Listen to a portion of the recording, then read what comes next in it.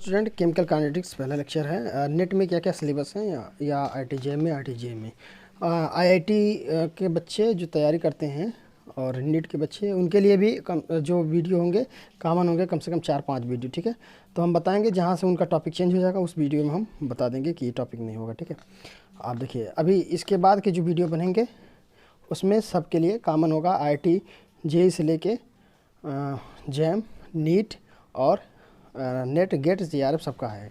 ठीक है, तो नेट का जो सिलेबस है empirical rate and temperature dependence है, कॉम्प्लेक्स रिएक्शन एनालिसिस से है, डिटर्मिनेशन ऑफ रिएक्शन मैकेनिज्म है, collision and transition state theory है और रेट कांस्टेंट है, और यूनिमॉलिक्यूलर रिएक्शन है, एंजाइम काइनेटिक्स है एंड साल्ट इफेक्ट है, होमोजीनियस कैटालिस्ट है, फोटोकेमिकल रिएक्शन है, कोलाइड एंड सरफेस है, और लास्ट में हेट्रोजीनियस कैटालिस्ट होते हैं। ठीक, बुक का कौन कौन, जैसे लैडलर, पिछले वाले वीडियो हमने बताया था वो गलती से ऑर्गेनिक हो गया था, ऑर्गेनिक, लेकिन वो लैडलर होगा। ठीक है, लैडलर काइनेटिक्स की स्पेशल बुक होती है। लेवाइन, इसमें भी काइनेटिक्स अच्छी दी रहती है। पीटर एटकिंस, ये भी अच्छी बुक है। केएल कपूर और पूरी शर्मा पठानिया, यहाँ से आप जो भी बुक हो आप उसको देख सकते हैं, अच्छे सब कंटेंट हैं। लेकिन ये जो नोट बनाऊंगा ये नोट प्लीज़ आप फॉलो करें। तो सबसे पहले हम देखते हैं केमिकल काइनेटिक्स। केमिकल काइनेटिक्स होता क्या है? केमिकल काइनेटिक्स, इसको हम रिएक्शन काइनेटिक्स भी कहते हैं। Chemical kinetics is also called reaction kinetics. और ये इसको डिफाइन कैसे करें? What is chemical kinetics? Study of rate and mechanism of chemical reaction. तो जो स्टडी होती है रेट की और जो मैकेनिज्म होता है केमिकल रिएक्शन का, ठीक है, उसी को हम बोलते हैं केमिकल काइनेटिक्स। ठीक है, जो भी reacting species not in equilibrium, कभी भी रिएक्टिंग स्पीसीज जो होते हैं वो इक्विलिब्रियम में नहीं होते हैं। ठीक है, so reaction kinetics is not the part of thermodynamics. यही कारण होता है कि रिएक्शन काइनेटिक्स जो होते हैं, kinetics is not the part of thermodynamics. अगर ये पूछा जाए तो आप ये जवाब देंगे, ठीक है ना, कि ये थर्मोडायनेमिक्स का पार्ट इसलिए नहीं होता। देखिए क्यों हमको काइनेटिक्स की स्टडी करना ज़रूरी होता है। सबसे पहले अगर मान लीजिए कार्बन है, कार्बन का मतलब ये आपका ग्रेफाइट है, और मैं पूछूं कि क्या ये कार्बन ग्रेफाइट जो क्या डायमंड बन जाएगा, तो देखिए थर्मोडायनेमिक्स सीधे बोलती है नहीं। थर्मोडायनेमिक्स केवल या तो फिजिबिलिटी को बताता है कि रिएक्शन फिजिबल होगा या तो नहीं होगा, और ये बताता है काइनेटिक्स जो होता है उसकी काइनेटिक रिएक्शन के काइनेटिक्स को बताता है। जैसे अगर हम थर्मो से पूछें कि ये बताओ क्या रिएक्शन फिजिबल होगा कि नहीं होगा, तो ये बोलेगा नहीं, रिएक्शन ये पॉसिबल नहीं है, फिजिबल नहीं है। कौन बोल रहा है? थर्मो बोल रही है।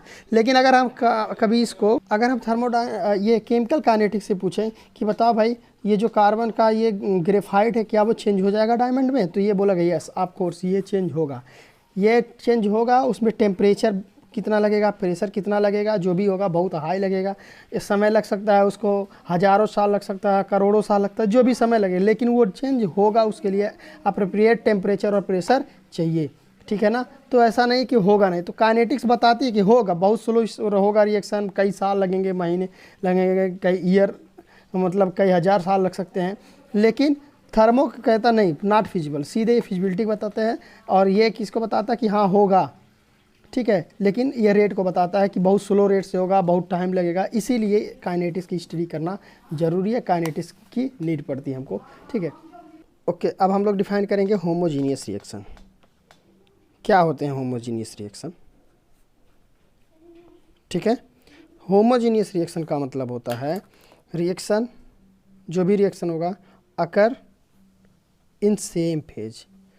ठीक है, अगर सारे रिएक्शन गैस में हो, सारे रिएक्शन सॉलिड में हो, सारे लिक्विड में सेम फेज में होना चाहिए, तो उस रिएक्शन को बोलेंगे क्या? Homogeneous reaction. हेट्रोजीनियस रिएक्शन, अगर हेट्रो की बात करेंगे तो इसका कहेंगे कि occur in the different phase, not in the same phase, different phase. ठीक है, तो उसको हम बोलेंगे heterogeneous reaction. Homogeneous reaction involve species in the same phase and heterogeneous reaction involve species in the different phase. ठीक, अब एक और टर्म की बात करते हैं जो इम्पॉर्टेंट हो, स्टाइकियोमेट्री। स्टाइकियोमेट्री, ये स्टाइकियोमेट्री क्या होता है? स्टाइकियोमेट्री का मतलब होता है कि जो भी आप number of times an entity has been repeated is called stoichiometry, उसको हम क्या बोलते हैं, स्टोइकियोमेट्री बोलते हैं। तो कह रहा है कि जो भी एंटिटी कई बार रिपीट होगा उसी को बोलते हैं स्टोइकियोमेट्री। अगर हम देखते हैं इसको हम न्यू से रिप्रेजेंट करते हैं, रिप्रेजेंटेड बाई न्यू, ठीक है। एग्जाम्पल अगर देखते हैं जैसे N2+3H2 हैबर प्रोसेस मेथड है, ठीक है। अगर ये मान लीजिए अमोनिया बना रहा है, 673 केल्विन टेम्परेचर है, 200 ATM प्रेशर है।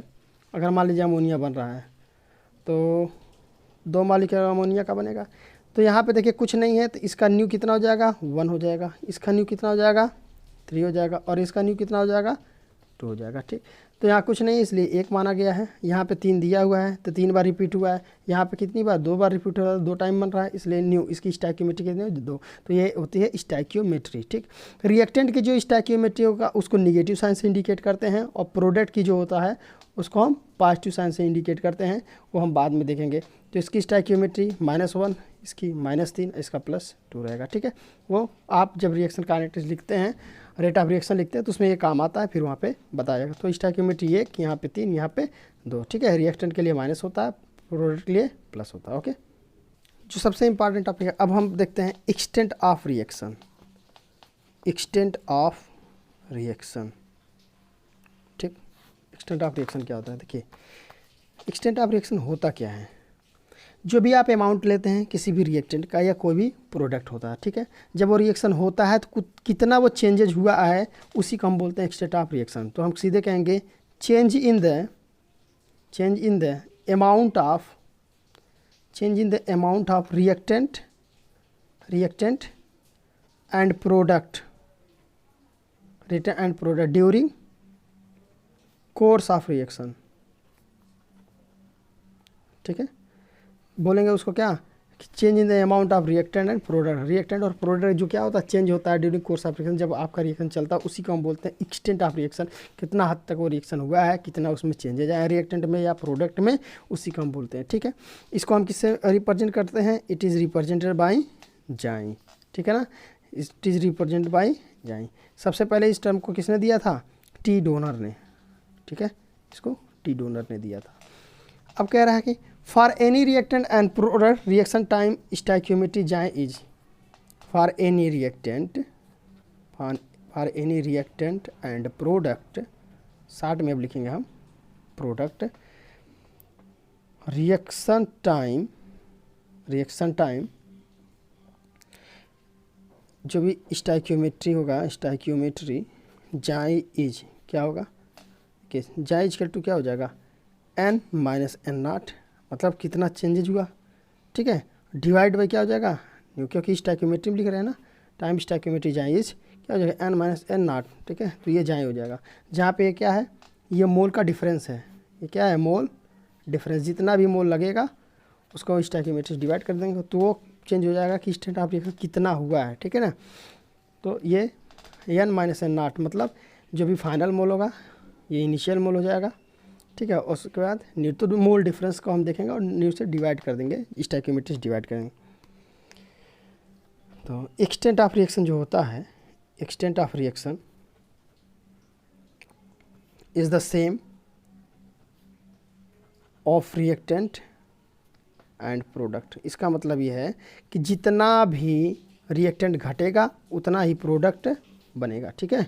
जितना रिएक्टेंट यहाँ से नीचे आ रहा है उतना ही प्रोडक्ट बन रहा है, तो जितना रिएक्टेंट जाएगा उतना ही प्रोडक्ट होगा, तो दोनों रिएक्टेंट और प्रोडक्ट क्या होंगे, सेम होंगे, ठीक है। अगर हम एक एग्जांपल देखते हैं, एक एग्जांपल के लिए हम मान लेते हैं कि 10 मोल ऑफ 10 मोल ऑफ, अगर 10 मोल लेते हैं N2 and 20 mole of H2 react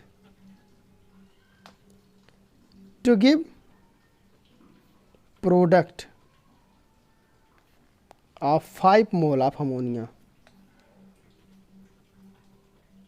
ठीक है। then extent of reaction is what,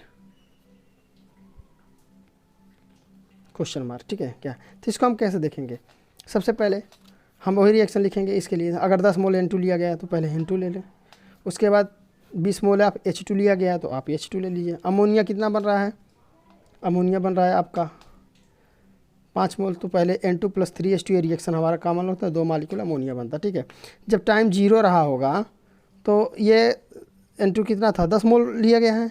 ठीक है, और ये कितना लिया गया है, 20 मोल। तो अमोनिया क्या बना है, कुछ नहीं बना है, 0। लेकिन जब कुछ समय बीता है तो ये कह रहा है 10 मोल में से टाइम t होगा तो ये 10 माइनस कुछ हो जाएगा, और ये क्या हो जाएगा 20 माइनस कुछ हो जाएगा, और ये कितना हो जाएगा, ये चूँकि 5 मोल है। ठीक है, ये बता रहा है कि 5 मोल। अब कितना ये चेंज हो जाएगा, तो देखिए हम एक सिंपल वे में ऐसे चल रहे हैं। देखिए अगर ये बताइए ये 2 मोल अमोनिया मिल रहा है, ठीक है, मतलब 2 मोल अमोनिया, 2 मोल ऑफ अमोनिया किससे प्रोड्यूस हो रहा है, इस प्रोड्यूस फ्राम हाइड्रोजन के कितने मोल हैं यहाँ पे, या नाइट्रोजन का 1 मोल से। तो 2 मोल अमोनिया नाइट्रोजन के कितने मोल से, 1 मोल से प्रोड्यूस हो रहे हैं। ध्यान दीजिए, सबसे यही है कि 2 मोल अमोनिया नाइट्रोजन के 1 मोल से प्रोड्यूस हो रहे हैं। तो बताइए 5 मोल ऑफ अमोनिया कितने से प्रोड्यूस, 5 मोल अमोनिया, तो 5/2 बराबर कितना, 2.5 मोल से। इसका मतलब इसका 2.5 मोल लगा होगा, तब ये 5 है। तो जो 10 मोल तो टोटल था, लेकिन 10 मोल से कितना निकला है, 2.5 मोल निकला है। ठीक है, तो 2.5 मोल निकल गया, और यहाँ भी 2.5 मोल निकलेगा, लेकिन स्टोइकियोमेट्री यहाँ पे क्या है, 3 है। मतलब ये 2.5 गुणा 3 करेंगे कितना है, 7.5। तो इतना 2.5, ये -2.5 और -7.5 ये क्या किए हैं, यहाँ से निकले हैं।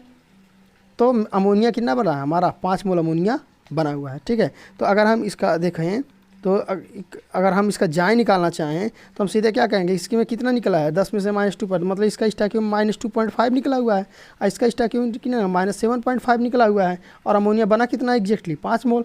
तो अब स्टोइकियोमेट्री इसमें देख लेंगे, ये तो मोल हो गए कि इतना मोल निकला है, और हमें बोला है ऊपर कि जाय बराबर क्या होता है, मोल डिफरेंस होता है। मोल डिफरेंस का मतलब कितना मोल यहाँ से निकला है, 2.5 मोल निकला है। तो टोटल जो 2.5 मोल निकला उसको हम जाय से डिवाइड कर देते हैं। ठीक है, तो ये कंसंट्रेशन चेंजेस है, तो 2.5 मोल को अगर हम जाय से डिवाइड करें तो यहाँ कुछ नहीं है, 1 है तो कितना हो जाएगा 1, और यहाँ पे कितना है 3 है तो यहाँ कितना हो जाएगा 3, और यहाँ कितना है 2। तो सीधे बताइए ये कितना आ जाए -2.5, ये कितना जाएगा, ये भी -2.5, और ये भी कितना है 2.5। तो इसका मतलब मेरा जो जाय हो गया, जो एक्सटेंट ऑफ रिएक्शन हुआ, ये टोटल कितना है 2.5 है। तो जितना रिएक्टेंट ये लगा है उतना रिएक्टेंट ये लगा, उतना ही प्रोडक्ट बना है। तो सब में मोल क्या हुए, बराबर लगे हुए हैं। ठीक है, तो ये इससे समझ में आ गया कि एक्सटेंट ऑफ रिएक्शन जो जाय होगा सीधे 2.5 हो जाएगा। ठीक है, अब हमारा होगा rate of conversion. Rate of conversion, और रेट ऑफ कन्वर्जन किसे कहते हैं हम, इसको हम जे से इंडिकेट करते हैं। रेट ऑफ कन्वर्जन को हम किसे, जे से इंडिकेट करते हैं। और ये जो जे होता है रियल में वो डी जाई अपॉन डी टी होता है। डी जाई अपन क्या होता है, डी टी। मतलब जो आपका चेंजेस था ना, ये एक्सटेंट ऑफ रिएक्शन, उसको टाइम से क्या कर देते हैं, डिवाइड कर देते हैं। ठीक है, तो इसको हम बोलते हैं क्या, रेट ऑफ कन्वर्जन। इसको डिफाइन करेंगे अगर, तो कहेंगे change in the advancement of reaction with time, और time derivation of extent of reaction is called rate of conversion. उसी को बोलते हैं, इसको हम जे से इंडिकेट करते हैं। और ये क्या होता है, यह एक एक्सटेंसिव प्रॉपर्टी होती है। ये भी ध्यान देना, ये कैसी प्रॉपर्टी होती है, एक्सटेंसिव प्रॉपर्टी होती है। ठीक है, क्योंकि ये डी जाई क्या होता है, चेंज इन द कंसंट्रेशन होता है। ठीक, और कंसंट्रेशन जो चेंज होता है C = N/O number of mole पे डिपेंड करता है। ठीक है, तो नंबर ऑफ मोल पे डिपेंड करता है। और ये जो होता है डी जाई जाई बराबर होता है, डी जाई बराबर चेंज इन द कंसंट्रेशन, मतलब N - N0 divide by stoichiometry. तो ये क्या है, दोनों अमाउंट ही है। ठीक है, तो ए अमाउंट पे अगर डिपेंड करता है, और टाइम भी एक इंटेंसिव प्रॉपर्टी है, ऊपर एक्सटेंसिव प्रॉपर्टी है, इसलिए एक्सटेंसिव प्रॉपर्टी हो जाती है। लेकिन जब आप इंटरमीडिएट के जो सिलेबस है वहाँ से स्टार्ट होती है ये टॉपिक जो मैं बताने जा रहा हूँ, जिससे उस स्टार्ट होता है रेट ऑफ रिएक्शन। ठीक है, और इसके पहले हम लोग रेट ऑफ कन्वर्जन जानते हैं। तो रेट ऑफ रिएक्शन क्या होता है, अब देखिए जो ये आपने जे निकाल लिया है, रेट ऑफ कन्वर्जन जो होता है, तो रेट ऑफ कन्वर्जन आपका जे बराबर क्या हो गया, डी जाई बाई डी टी होता है। और जो रेट ऑफ रिएक्शन होता है, अगर इसी रेट ऑफ रिएक्शन को वॉल्यूम से डिवाइड कर दिया जाए, वॉल्यूम से डिवाइड कर दिया जाए वॉल्यूम से, तो ये हो जाएगा क्या, रेट ऑफ रिएक्शन। तो जे बराबर क्या हो जाएगा, डी जाई अपॉन डी टी, और इसको डिवाइड कर देते 1/VC। ठीक, अब बताइए जे बराबर 1/V डी जाई बाई डी टी। तो ये जो वॉल्यूम है ना, ये जो डिवाइड किया गया वॉल्यूम है, ऊपर कौन सी क्या है, ऊपर डिजाइन वो भी एक नंबर ऑफ मोल पे डिपेंड कर रहा है, ठीक है, एक्सटेंसिव है, और ये भी क्या है, एक्सटेंसिव। तो ये दोनों मिलके बन जाते हैं कैसा प्रॉपर्टी, इंटेंसिव प्रॉपर्टी बन जाते हैं, ठीक है ना, ये इंटेंसिव। तो अगर आपसे कभी पूछा जाए रेट ऑफ कन्वर्जन क्या है, तो रेट ऑफ कन्वर्जन एक एक्सटेंसिव प्रॉपर्टी है, लेकिन रेट ऑफ रिएक्शन क्या है, रेट ऑफ रिएक्शन एक इंटेंसिव प्रॉपर्टी होती है, ठीक है ना। तो ये भी आपसे पूछा जा सकता है, ठीक। तो जो रेट ऑफ रिएक्शन होता है वो कन्वर्जन रेट होता है पर यूनिट वॉल्यूम, ठीक है। अब इसको हम प्रूव करते हैं कि कैसे हम लोग एक सिंपल वे में लिख लेते हैं, कैसे हम जानते हैं कि रेट ऑफ रिएक्शन क्या है। देखिए सबसे पहले रेट ऑफ रिएक्शन की अगर हम बात करते हैं आर्सन, तो 1/v, और ऊपर हमने बोला 1/dI/dt होता है, ठीक है। आप एक चीज़ बताओ मुझे कि आपको हमने अभी बताया है कि जो डी होता है रियल में होता क्या है, डी बराबर, तो आपने कहा कि ये n-n0 होता है अपॉन स्टोइकियोमेट्री होता है, यही तो होता है। तो d/, यहाँ मैं इसको dt कर दे रहा हूँ और जाई के स्थान पर लिख दे रहा हूँ n-n0, ठीक, ये हो गया, और डिवाइड n-n0 हो गया, और डिवाइड बाई क्या हो जाएगा, स्टोइकियोमेट्री, ठीक है। ये न्यू से है और ये वॉल्यूम है v है, तो एक काम करते हैं हम न्यू को बाहर निकाल लेते हैं, ये 1 क्या हो जाएगा, न्यू स्टोइकियोमेट्री हो जाएगा, ठीक है। तो और अंदर क्या हो जाएगा मेरा, ये अंदर जो हो जाएगा वो हो जाएगा d/dt, ये तो चलिए बाहर निकाल दे रहे हैं, और n-n0, ये टोटल क्या है, n-n0 मोल हो गए, मोल डिफरेंस हो गया, और इसको डिवाइड करेंगे वॉल्यूम से, तो n-n0 पूरा का पूरा डिवाइड हो जाएगा किससे, वॉल्यूम से। तो इसको और सेपरेट कर देना वॉल्यूम को, सीधे यहाँ भी हो जाएगा, यहाँ भी वॉल्यूम हो जाएगा, ठीक है। और ये क्या होगा, ये तो इनिशियल है, तो इसको क्या कर दे रहे हैं हम सीधे, क्योंकि इनिशियली कोई चेंजेस नहीं था, जीरो था, इसलिए इसको हम क्या करते हैं, कंसंट्रेशन निगलेक्ट कर देते हैं, क्योंकि टाइम जीरो था तो कोई चेंजेस नहीं होता है कंसंट्रेशन में, इसलिए इसको जीरो। तो आप बताओ क्या बचा, 1/न्यू और d/dt, और n/न्यू रियल में होता क्या है, c कंसंट्रेशन होता है, c बराबर n/न्यू, तो यह अपन पर हो जाता है कंसंट्रेशन, ठीक है। तो रेट ऑफ रिएक्शन जो r होता है ये कैसे आता है, तो आप क्या कहते हैं, rate of reaction equal to होता है स्टोइकियोमेट्री और change in the concentration of reactant या प्रोडक्ट पर यूनिट टाइम, यही तो आप बोलते हैं सिंपल भाषा में। लेकिन वो आता कैसे है, ये जो हमने बता दिया वहाँ से आता है, ठीक है। तो ये आता है, ओके। अब कुछ एग्जांपल अगर हम देखें, जैसे आपको कह दिया alpha a + beta b gives out products cc + dd, ठीक है। इसकी स्टोइकियोमेट्री लिखिए, तो इसकी स्टोइकियोमेट्री r बराबर 1/v, और हमने बोला है रिएक्टेंट के लिए क्या लगाएंगे हम, माइनस, तो यहाँ लिखेंगे क्या, माइनस, और ये जो स्टोइकियोमेट्री होता है उसको 1 में हमेशा डिवाइड कर देंगे इक्वल के लिए, तो क्या करेंगे 1/α, और कंसंट्रेशन क्या है यहाँ पे a, तो a का कंसंट्रेशन, तो a का कंसंट्रेशन का मतलब हो जाएगा difference in concentration of a, ठीक है, अपॉन dt इक्वल टू -1/बीटा, और यहाँ change in the concentration of b divide by dt equal रहेगा, क्योंकि सब चेंज बराबर हो रहे हैं। पीछे एक अमोनिया वाला एग्जांपल में देखा हूँ कि एक्सटेंट ऑफ रिएक्शन बराबर होते हैं, तो हम क्या करेंगे, अब यहाँ प्रोडक्ट है तो 1/c लिखेंगे, माइनस नहीं लगाएंगे प्रोडक्ट साइड में, तो यहाँ पे लिखेंगे d concentration of c upon dt equal to 1/d concentration of d small d upon concentration of change in the concentration of d upon dt, ठीक है ना। तो ये पूरा का पूरा आपने क्या देख लिया, ये extent of reaction, rate of reaction है, इसको हम एडवांसमेंट ऑफ रिएक्शन भी कहते हैं, क्या बोलते हैं, एडवांसमेंट ऑफ रिएक्शन भी बोलते हैं, ठीक है। तो एक तो आपके काइनेटिक्स में ये हमने आपको बता दिया कैसे हम एडवांसमेंट ऑफ रिएक्शन कर रहे हैं, ठीक है। इसी टाइप से अमोनिया वाला हमने आपको पीछे बता भी दिया है, और उसका rate of consumption of N2 या rate of consumption of H2 जो होगा वो रेट ऑफ फॉर्मेशन ऑफ किसके, अमोनिया के बराबर हो जाएगा, ठीक है। अब एक रिएक्शन है, मैं आपको दे रहा हूँ, आप करिएगा फिर बताइएगा इसका आंसर क्या है। एक होमोजीनियस रिएक्शन है जो 0 से प्रोसीड किया है, ठीक है, और ये समेशन जो है उस समय टाइम लिया गया है, और न्यू आई हुआ है और ए आई हुआ है, ठीक। इसको कह रहा है कि इसके रेट ऑफ रिएक्शन को कैसे एक्सप्रेस करेंगे, तो ये आप हमको एक्सप्रेस करके बताइएगा, ठीक है, कैसे एक्सप्रेस करेंगे। ओके, एक क्वेश्चन देखिए है, reaction is the independent stoichiometry of a दिया हुआ 3.36 × 10⁻⁴ mole litre unit second. What is the rate of consumption of B, what is the formation of Z, and what is the rate of reaction, ठीक है। तो ये question दिया हुआ है, इसको हम कैसे करेंगे। सबसे पहली बात कि एक रिएक्शन है, ठीक है, वह रिएक्शन, अच्छा देखिए ऊपर क्वेश्चन में छूट गया। ये यहाँ पे है ए reaction is the independent concentration of stoichiometry. यहाँ रिएक्शन दिया हुआ है 2A + 3B gives out 3Z, ये दिया हुआ है। ठीक है, तो सबसे पहले अगर ऐसा क्वेश्चन दिया हुआ तो आप इसको लिख लीजिए। ठीक, तो आप कहोगे 2A + क्या है 3B दिया हुआ है, और इसके बाद ये 2A + 3B gives out 3Z दिया है। अब फिर हमको एक अपना एडवांसमेंट ऑफ रिएक्शन लिख लेना है। तो एडवांसमेंट ऑफ रिएक्शन हमारा कितना हो जाएगा, -1/2 डी कंसंट्रेशन ऑफ dA/dt हो जाएगा, इक्वल क्या करेंगे -1/3 D concentration of B/dt equal to हो जाएगा 1/3 डी कंसंट्रेशन ऑफ Z/dt। अच्छा ठीक, अब क्या कह रहा है कि what is the rate of consumption of B, तो B का कंजप्शन पूछ रहा है, तो अगर जो भी पूछेगा उसी का कंपेरिजन कर देंगे। तो देखिए ज़रा, ये B/dt है, तो इन दोनों को हम पहले कंपेयर कर दें। ठीक, तो हम क्या कर देंगे -1 यहाँ 2 है, और D concentration of A/dt equal किसके है -1/3 डी कंसंट्रेशन ऑफ B/dt के बराबर है। अब कह रहा है dA/dt के वैल्यू तो दिया हुआ है, ओके। उसके बाद हम इस वैल्यू के यहाँ रख दे रहे हैं -1/2 dA/dt की वैल्यू कितना दिया है, तो हो जाएगा ये × 3.36 × 10⁻⁴, ये छोड़ दे रहे हैं हम यहाँ पे, आप लिखिएगा। उसके बाद इक्वल कर दे रहे हैं किसके, ये -1/3 डी कंसंट्रेशन ऑफ B/dt, और हमको निकालना क्या वास्तव, हमको तो dB/dt निकालना है। तो अगर हमको dB/dt निकालना तो 3 हमारा इधर चला जाएगा बस। उसके बाद माइनस से माइनस, तो ये माइनस है, माइनस इसलिए क्योंकि वो कंज्यूम हो रहा है, ठीक है, इसलिए लगाया जाएगा।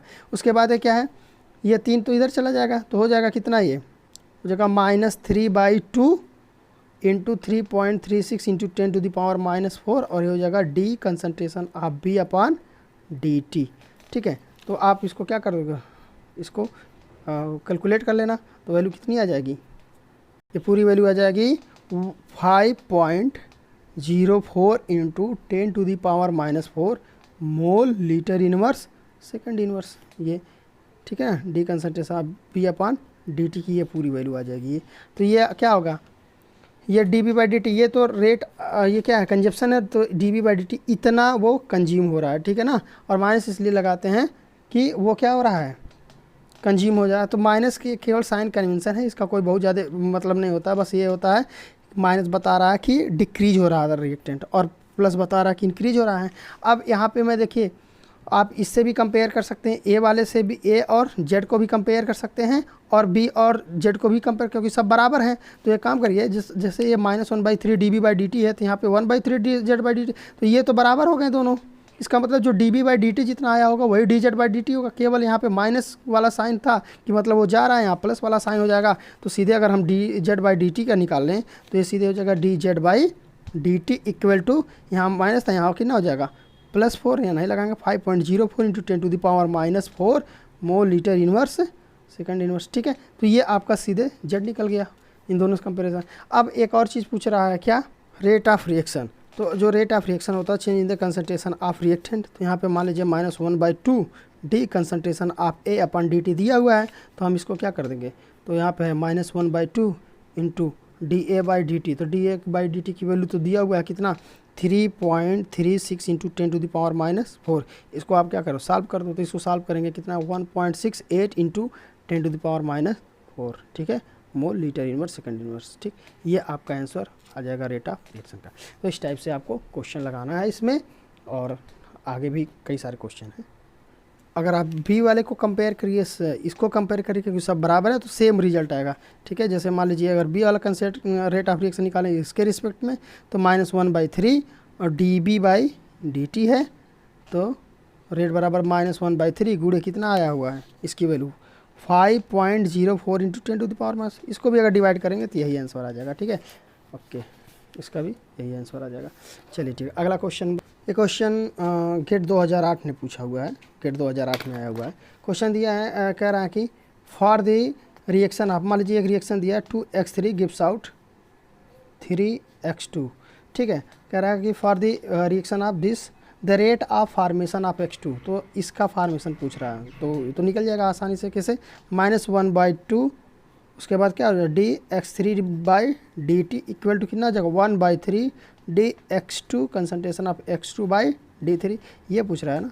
तो ये सीधा क्या हो जाएगा, D concentration of x2/d3 equal to ये 3 इधर चला जाएगा तो हो जाएगा -3/2 हो जाएगा dx3/dt सॉरी dt ये, ठीक है, आ जाएगा। ओके, एक और क्वेश्चन है।